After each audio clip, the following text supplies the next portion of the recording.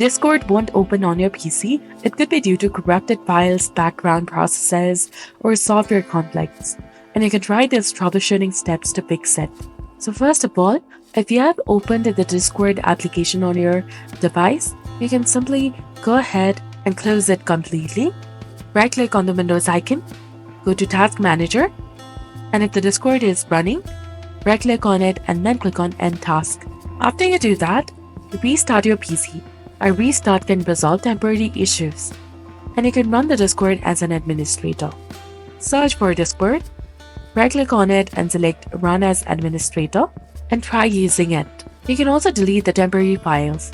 Close Discord and press Windows plus R, type in %appdata% and hit enter.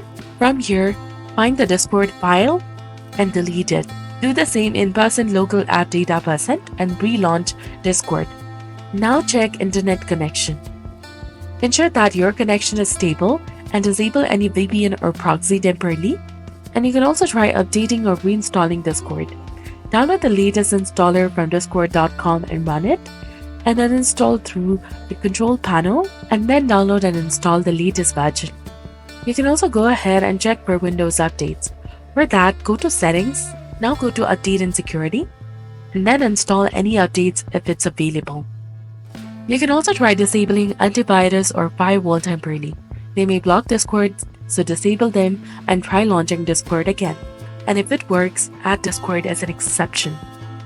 So this was all about it. If you found this guide helpful, please like, share, and subscribe. Thanks for watching. See you in the next one.